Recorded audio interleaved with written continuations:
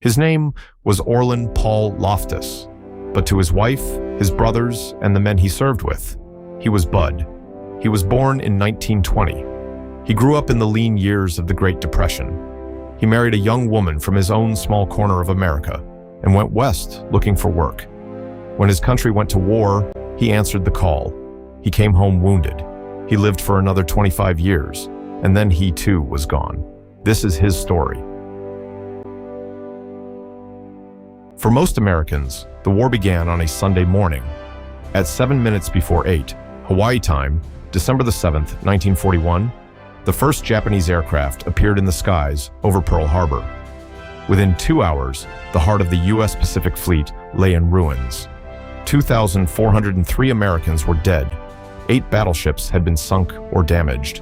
Among them, the battleship Arizona, entombing more than 1,000 sailors, where she lies to this day.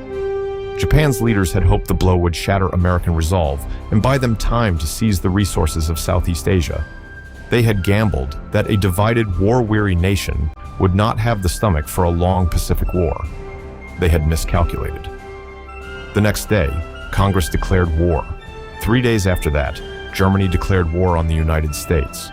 A nation that had been arguing about whether to fight was, all at once, fighting. What happened next had no precedent in American history.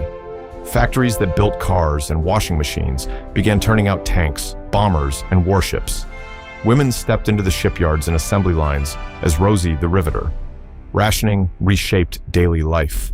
And 16 million American men and women put on the uniform of their country. 405,000 of them would not come home. On November 3rd, 1943, almost 2 years after Pearl Harbor, a 23-year-old shipyard worker walked into a recruiting station in Fresno, California, and raised his right hand. His name was Bud Loftis. He would soon join the crew of a brand new destroyer escort, the USS O'Neill. He had been born in Joplin, Missouri on March 3, 1920. On September 1, 1940, just as Hitler's armies were marching across Europe, he married Virginia Louise Tyndall. In 1942, he and Virginia went west to Portland, Oregon, where Bud took a job as a chipper at the Willamette shipyards, working alongside his brother-in-law, Loyal Boyd, on the very ships the Navy would need to win the Pacific War. He was already doing his part for the war effort when, in November of 1943, his draft number came up. He answered. He left Virginia in Dinuba, California, boarded a train for Farragut, Idaho, and from there, a war that would change him forever. He was not alone. 4 men of the Loftis and Tyndall families would put on a uniform during the Second World War. His brother, Jim Loftis, joined the Army Air Corps. His wife's brother, Cotton Tyndall, was already wearing the navy blues by 1942, a year before Bud was drafted. His other brother-in-law, Remus Tyndall, jumped out of airplanes with the 11th Airborne Division and would take part in one of the most famous rescue missions of the entire war. And Loyal Boyd, who could not serve in uniform, kept building the ships in Portland. This is what the war looked like from a single American family's front porch. 2 brothers from Joplin, 2 uniforms, 2 theaters of war. Bud went to the Pacific aboard the destroyer escort USS O'Neill, where he would face the Kamikazes at Okinawa. His brother Jim went to the Army Air Corps, the air arm that would, by war's end, lose more than 88,000 of its own across every theater of the war. In this photograph, taken on some afternoon before they shipped out, you can see only 2 ordinary young men. A few months later, they would be scattered across the world. Cotton Tyndall, Virginia's brother, had been in the Navy since 1942, a year before Bud was even drafted. He stands here in the iconic Navy Cracker Jack, the square-collared dress blues and white Dixie cup hat that became the universal symbol of the American sailor. For Virginia, the war had been part of her family's life since the very beginning. When Bud later donned that same uniform, he was following a path her brother had already walked. Virginia's other brother, Remus Tyndall, was a paratrooper, 11th Airborne Division. On the morning of February 23, 1945, paratroopers of the 11th Airborne dropped from C-47 transports over a Japanese internment camp at Los Baños in the Philippines. Working in concert with Filipino guerrillas and amphibious troops, they rescued every one of 2,147 civilian internees, American missionaries, women, and children, hours before their planned execution. It was, in General Colin Powell's words, the textbook airborne operation for all ages and all armies. The Japanese garrison was eliminated. The internees were saved. 2 American soldiers died. Bud was at sea when his brother-in-law dropped from the sky over Los Baños. They would not learn the full scope of each other's war until years afterward.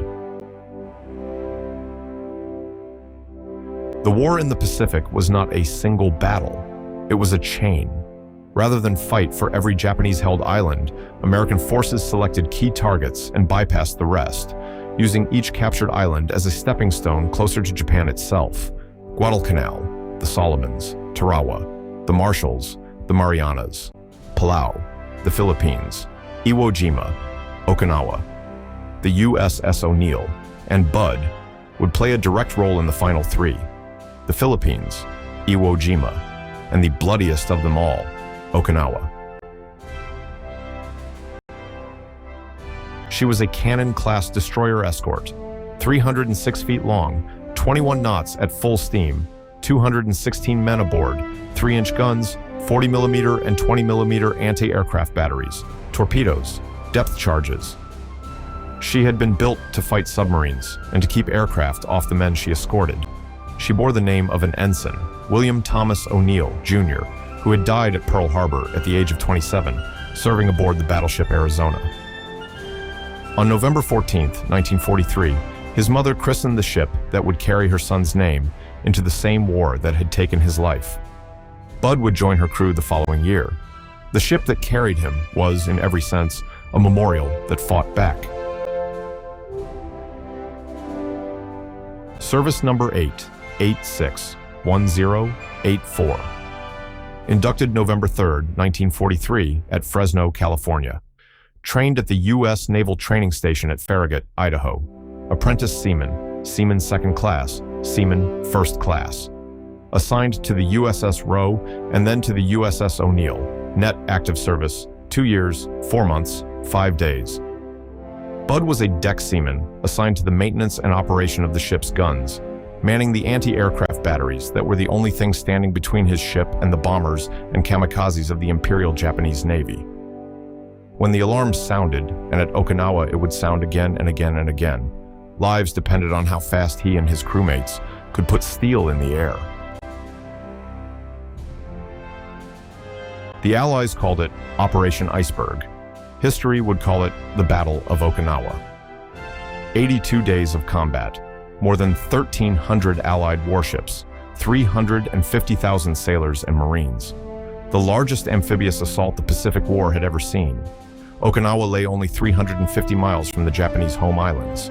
For Japan, it was the final barrier. For the Allies, the launching pad for the planned invasion of Tokyo itself. The cost was beyond reckoning. More than 100,000 Japanese soldiers killed, as many as 50,000 Okinawan civilians dead. And for the U.S. Navy, the worst losses of the entire war.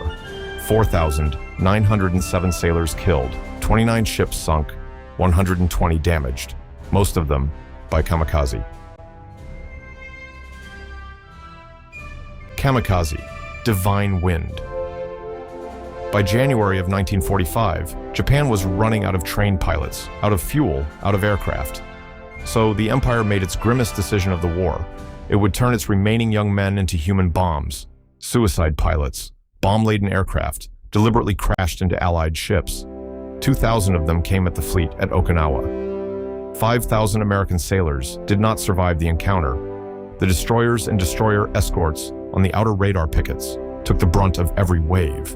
The sailors who manned them coined a name for what they were doing: sitting ducks on the front porch of hell. Picket ships stood watch in a wide ring around the main invasion fleet. Their job was to spot incoming Japanese aircraft on radar and engage them before they reached the troop transports and the capital ships.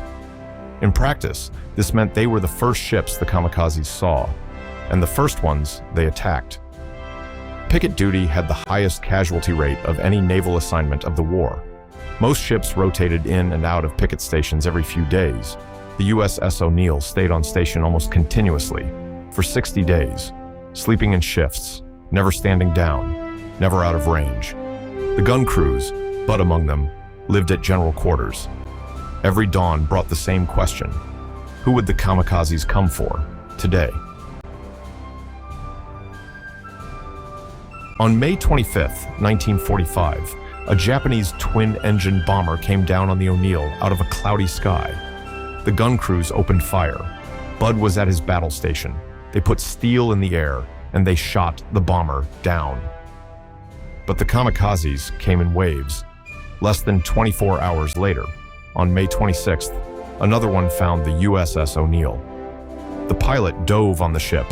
In a moment, Bud would later describe to his family, he could see the man's face, smiling, in the final seconds before impact.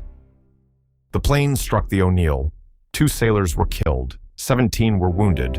Among the wounded, Seaman First Class Orlen Loftis. Bud survived. The ship survived. But this was the moment that would mark his life and earn him the Purple Heart for wounds received in action against an enemy of the United States. This is how his wife, Virginia, learned he was wounded in battle. A letter, Bureau of Naval Personnel, Washington, D.C., dated June 10, 1945, 16 days after the kamikaze struck. Dear Mrs. Loftis, information has been received in this bureau that your husband, Orlen Loftis, Seaman First Class, United States Naval Reserve, was wounded in action on 25 May 1945 while in the performance of his duty and in the service of his country. The letter goes on to say that the dispatch was necessarily brief, that the extent of his injuries was not disclosed, that she should not write to the Bureau for more information. The Bureau is aware of your anxiety, it said, and your desire for further details. She would not have the full story for weeks. A day after the Navy Department wrote to Virginia, Bud was lying in a hospital bed in the Pacific, U.S. Naval Base Hospital, number 18, June 11, 1945. In the name of the President of the United States, the citation reads, "The Purple Heart is awarded to Orlen Loftis, Seaman First Class, United States Naval Reserve, for wounds received in action against an enemy of the United States on 26 May, 1945. Signed, W. D. Davis, Medical Officer in Command." It is the oldest American military decoration still in use. George Washington created it in 1782 on the banks of the Hudson for soldiers of the Continental Army who had been wounded in service of the new nation. It cannot be earned for non-combat injuries. It is given only for blood spilled or life given in action against an enemy of the United States. Bud received his on June 11, 1945, in a hospital bed in the Pacific. The Asiatic Pacific Campaign Medal, given for service in the Pacific Theater between Pearl Harbor and the surrender of Japan. Each bronze star on the ribbon represents one campaign. Bud's medal bears 6. Before he ever saw the Pacific, Bud served in another ocean entirely. The American Campaign Medal was awarded for service on the home front and in the Atlantic. Aboard the USS O'Neill, Bud crossed to Casablanca, to Bizerte, to Belfast. Then the O'Neill transited the Panama Canal, and the war he had been preparing for became the war he would fight. The World War II Victory Medal, given to every American who served honorably between Pearl Harbor and the end of 1946, about 12.5 million in all. On the reverse, 4 words drawn from President Roosevelt's 4 Freedoms speech: freedom from fear and want, freedom of speech and religion. The Philippine Liberation Medal, a foreign decoration issued by the Commonwealth of the Philippines and officially authorized by the U.S. Navy for wear on the uniform. It was given to those who took part in the liberation of the Philippine Islands from Japanese occupation in 1944 and 45. Bud's medal bears 2 service stars. And decades later, the people of the Philippines remembered. In the 1980s, the Republic of the Philippines began issuing this commemorative medal to the Americans who had helped free their country. It depicts General Douglas MacArthur wading ashore at Leyte, fulfilling his promise that he would return. Bud's family has 2 of these medals. They came from a grateful nation, decades after the fact. The Honorable Discharge Badge, an eagle perched on a fouled anchor, the seal of the United States Navy, a discreet but unmistakable mark of honorable service. Bud earned his upon his discharge on March 19, 1946, at the U.S. Naval Hospital, Oakland, California. Officially, it was called the Honorable Service Lapel Button. The men who wore it called it the Ruptured Duck, because the stylized eagle within the wreath did not look much like an eagle to anyone who had spent a war making fun of it. They wore it on civilian clothes, 8 million of them, a small pin that told the world without a word that a man had served and come home. The Veterans of Foreign Wars, founded in 1899 by veterans of an earlier American war. Membership is limited to those who served honorably overseas in a combat zone. After the war, Bud joined his local VFW post, a brotherhood of men who had seen what he had seen, and a place where the silence of memory was understood. Together, they form a portrait of a man's service. 7 medals, a discharge badge, a photograph of a young sailor, and the flag of the country he served, folded 13 times into a triangle in the shape his casket once wore. Greater love has no one than this, to lay down one's life for one's friends. John 15:13. He came home. His recovery took months, first at Naval Base Hospital number 18, and then at the U.S. Naval Hospital in Oakland, California. On March 19, 1946, 10 months after the Kamikaze struck the O'Neill, Bud received his honorable discharge, net active service, 2 years, 4 months, 5 days. He went home to Virginia, to a life that the war had quietly reshaped. The visible scars from the Kamikaze attack remained for the rest of his life. Bud and Virginia raised 3 children, Patricia, John, and Stephen. In the 1950s, the family put down roots in Yale, Oklahoma, where Bud worked, raised his family, and lived as quietly as a man who had seen what he had seen could. On June 22, 1970, Bud died of pancreatic cancer. He was only 50 years old. One photograph. 5 generations of the Loftis Robinson family. Ellie Robinson, Bud's grandmother. May Loftis, Bud's mother. Bud himself, the sailor who came home from Okinawa. Patricia Warnock, his daughter, and David Warnock, his grandson.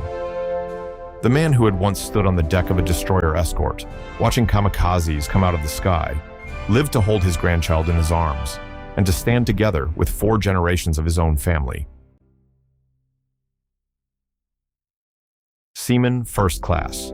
Orlen Paul Bud Loftis, United States Navy, USS O'Neill, DE-188, March 3, 1920, June 22, 1970, Purple Heart, Asiatic Pacific Campaign, American Campaign, Philippine Liberation, World War II victory, for wounds received in action against an enemy of the United States, on May 26, 1945, a son, a husband, a father, a sailor, a hero, we remember.